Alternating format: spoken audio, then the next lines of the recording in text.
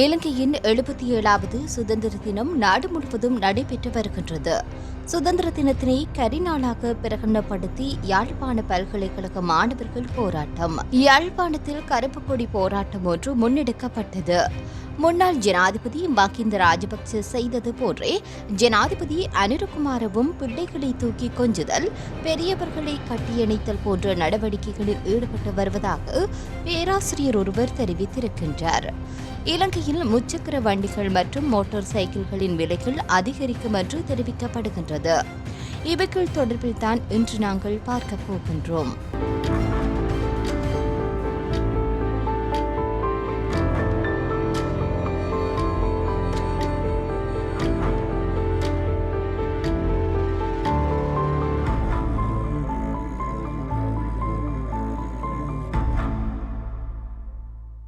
சமூக பொருளாதார கலாச்சார சுதந்திரத்தை முழுமையாக பெற்றுக்கொள்ள நாம் அனைவரும் ஒரே போராட்ட பூமியில் ஒன்றாக இணைந்து போராட வேண்டும் என்று ஜனாதிபதி அனுரகுமார திசாநாயக்க தெரிவித்திருக்கின்றார்.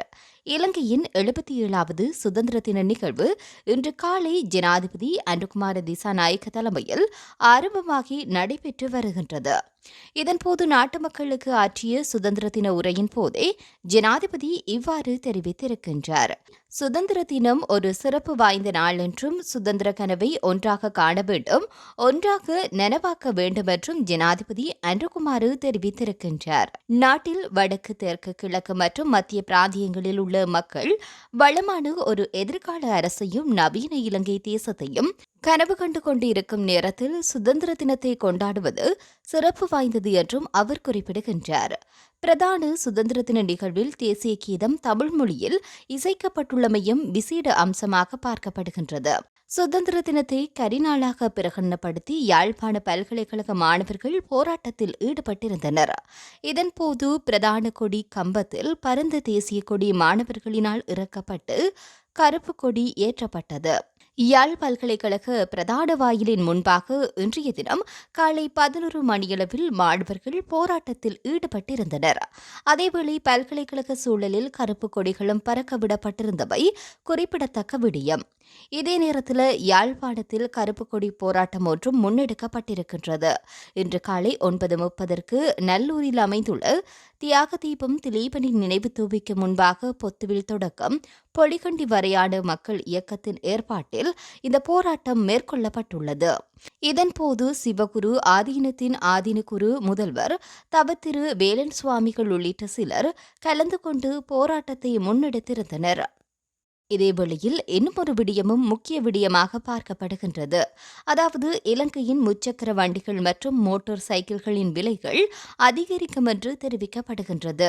புதிய வரி திருத்தத்துடன் புதிதாக இறக்குமதி செய்யப்படும் முச்சக்கர வண்டிகள் மற்றும் மோட்டார் சைக்கிள்களின் விலைகள் பாரிய அதிகரிப்பை காண முடியும் என இலங்கை மோட்டார் வாகன வர்த்தகர்கள் சங்கத்தின் தலைவர் ஆண்ட்ரூ பெரேரா தெரிவித்திருக்கின்றார். அதற்கமைய புதிய முச்சக்கர வண்டிகளுடைய விலை 6,50,000 ரூபாவினால் அதிகரிக்கும் என்று அவர் சுட்டிக்காட்டினார். புதிதாக இறக்குமதி செய்யப்படும் மோட்டார் சைக்கிளின் விலை 7 லட்சம் ரூபாவாக அதிகரிக்கும் என அவர் குறிப்பிடுகின்றார்.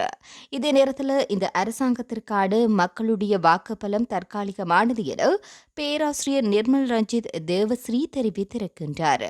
தேசிய மக்கள் சக்தி அரசாங்கத்தின் மக்கள் ஆதரவு மிகவும் தற்காலிகமான ஒன்று என அவர் சுட்டிக்காட்டினார். இந்த நிச்சயமற்ற இந்த வாக்குப்பலத்தை ஸ்திரப்படுத்திக் கொள்ளும் நோக்கில் அரசாங்கம் மக்களின் அபிலாசைகளை நிறைவேற்ற வேண்டும் என அவர் சுட்டிக்காட்டினார். முன்னாள் ஜனாதிபதி மஹிந்த ராஜபக்ச செய்தது போன்றே ஜனாதிபதி அனுரகுமாரவும் பிள்ளைகளை தூக்கி கொஞ்சுதல், பெரியவர்களை கட்டியணைத்தல் போன்ற நடவடிக்கையில் ஈடுபட்டு வருவதாகவும் அவர் சுட்டிக்காட்டினார். எனினும் இவ்வாறு செய்வதனால் மட்டும் ஆட்சியை தக்க வைத்துக் கொள்ள முடியாது என்றும் அவர் மேலும் தெரிவித்திருக்கின்றார். நன்றி.